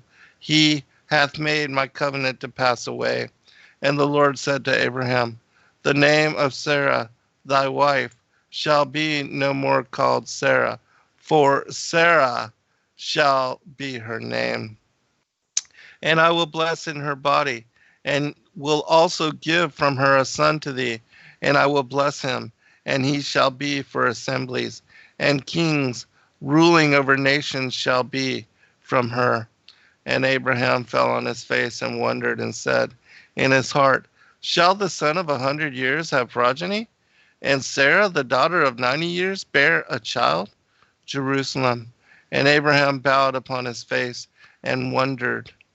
And Abraham said before the Lord, may not Ishmael be established and serve before thee? And the Lord said, in truth, Sarah, thy wife, shall bear thee a son, and thou shalt call his name Isaac. And with him I will confirm my covenant for an everlasting covenant to his sons after him. And concerning Ishmael, I have heard thy prayer. Behold, I have blessed him, and I will spread him abroad, and multiply him very greatly. 12 princes shall he beget, and I will give to him to be a great people. But my covenant will I establish with Isaac, whom Sarah shall bear to thee at this time in the year after. And he ceased speaking with him, and the glory of the Lord ascended from Abraham.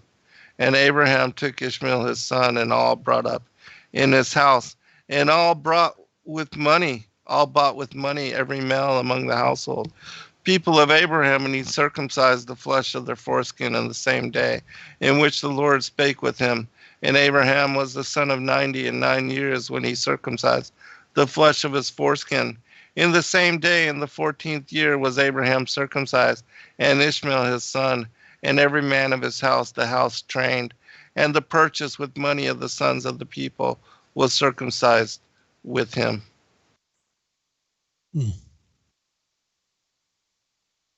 All right. Yeah, I don't have anything more on that. Do you? No, but it is interesting that in the next portion of the Targum, as we move on, that the story of Ishmael's circumcision, he ends up boasting to Isaac, once he is born. And then Isaac, declares that even if God should want his life, that he would be willing to give it. And it's after that, then Abraham and Isaac are tried, and that it's on the Passover that he is to offer him in sacrifice. And so we'll get to that story very soon. But it is very interesting that the circumcision of Ishmael leads to that particular trial and tribulation. Yeah, cool. We'll get to that. We have a little bit of time, 15 minutes or so. We left off in Jubilees, chapter 13 was the last one I read. Not sure how far behind we are here, but we'll see if we can get caught up a little bit anyway. Yeah. After these things, in the 4th year of this week, on the new moon of the 3rd month, the word of the Lord, there it is again, came to Abram in a dream, saying, fear not, Abram, I am thy defender, and thy reward will be exceeding great.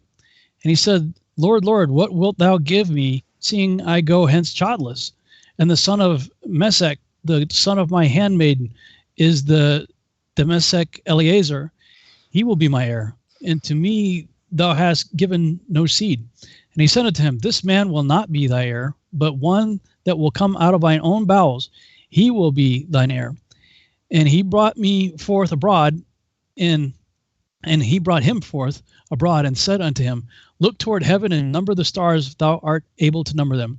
And he looked toward heaven and beheld the stars, and he said unto him, so shall thy seed be. And he believed in the Lord, and it was counted to him for righteousness.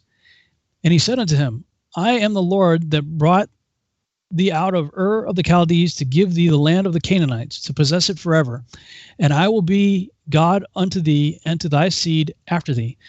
And he said, Lord, Lord, whereby shall I know that I shall inherit it? And he said unto him, take me an heifer of 3 years, and a goat of 3 years, and a sheep of 3 years, and a turtle dove, and a pigeon.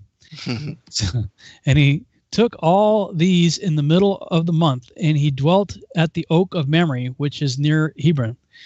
And he built there an altar and sacrificed all these, and he poured their blood upon the altar and divided them in the midst and laid them over against each other. But the birds divided he not. And the birds came down upon the pieces, and Abram drove them away and did not suffer the birds to touch them. And it came to pass, when the sun had set, that an ecstasy fell upon Abram, and lo, an horror of great darkness fell upon him. And it was said unto Abram, know of a surety that thy seed shall be a stranger in a land that is not theirs, and they shall bring them into bondage and afflict them 400 years.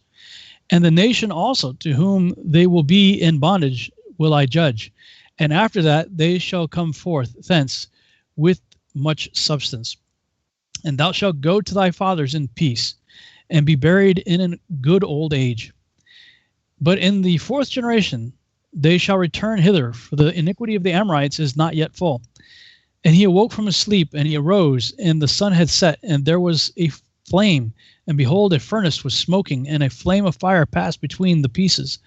And on that day the Lord made a covenant with Abram, saying, to thy seed will I give this land, from the river of Egypt unto the great river, the river Euphrates, the Kenites, the Kenizzites, the Cadmonites, the Perizzites, and the Raphaim, the Phacharites, and the Hivites, and the Amorites, and the Canaanites, and the Girgashites, and the Jebusites.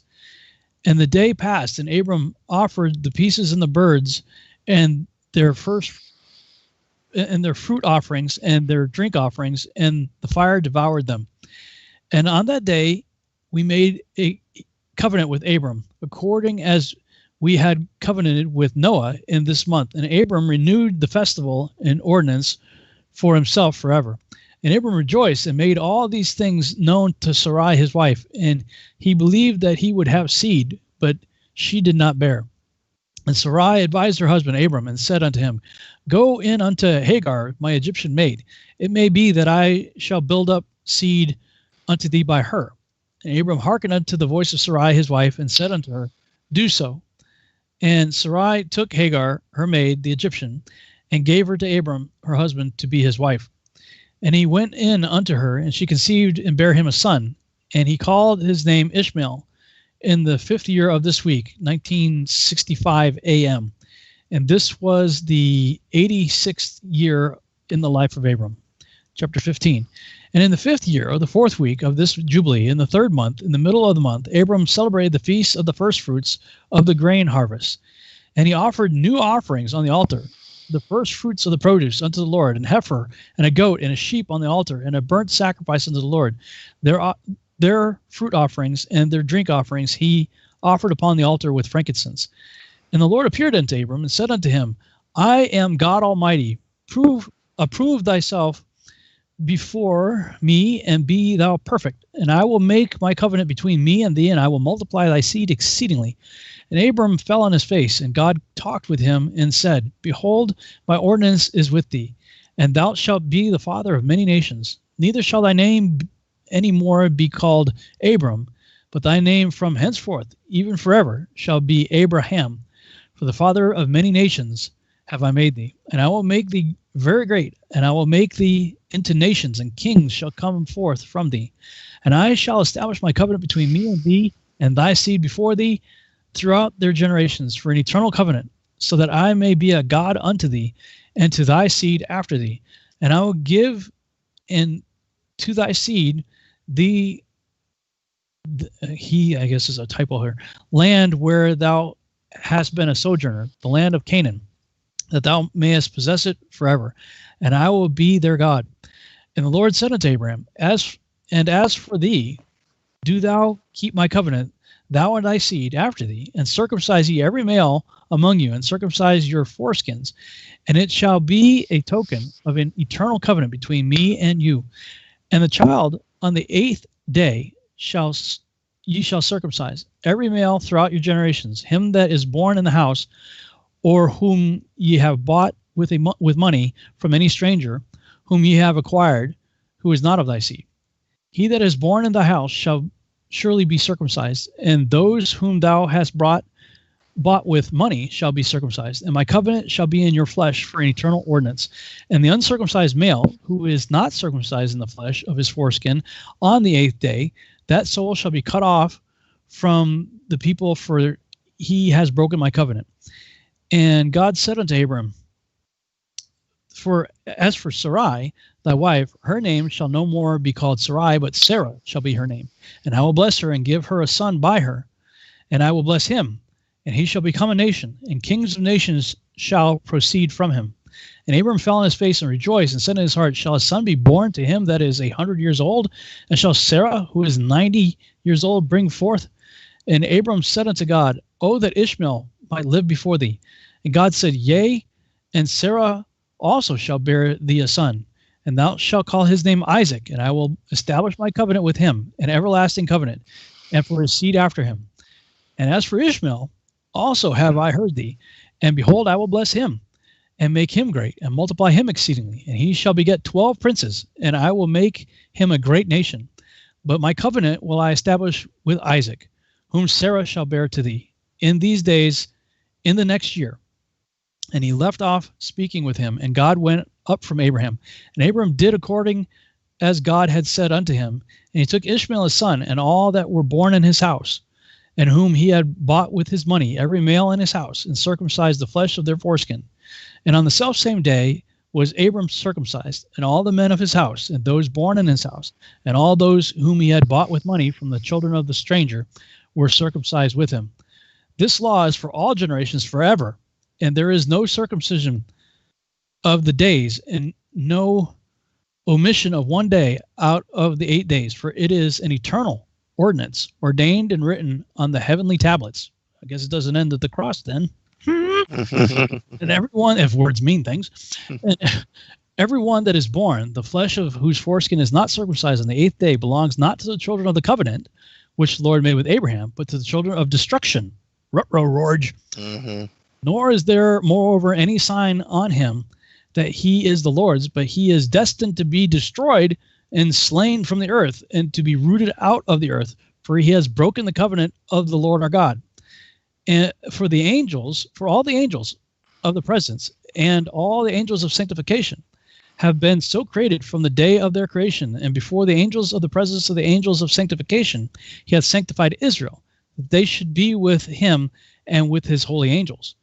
And do thou command the children of Israel, and let them observe the sign of this covenant for their generations as an eternal ordinance, and they will not be rooted out of the land. For the command is ordained for a covenant, that they should observe it forever among all the children of Israel. Guess who you're grafted into if you're out there, dear Christians, saying, ah!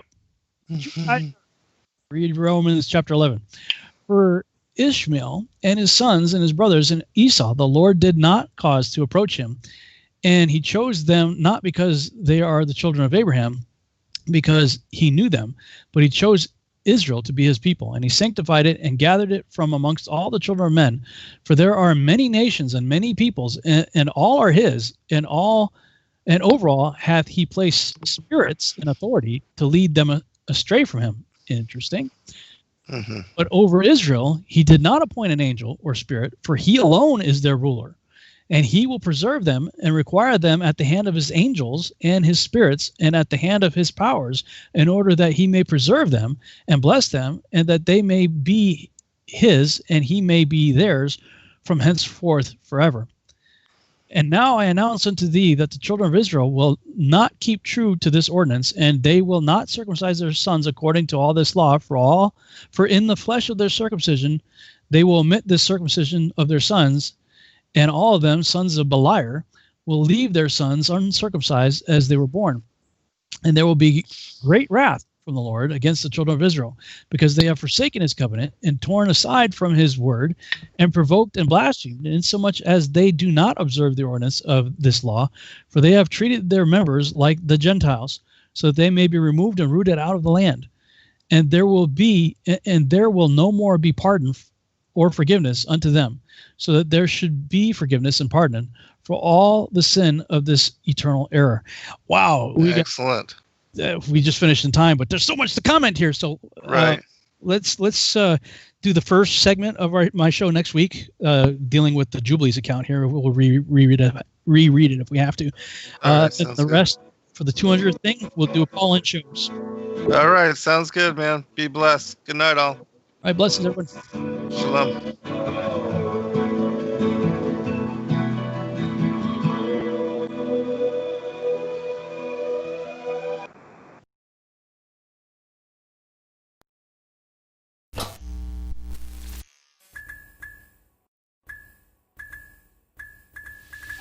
Thank you, everybody, for joining us for this video and this broadcast. We appreciate all of you and thank you for your patronage. Please do like and subscribe and share with your friends. God bless all of you in your seeking.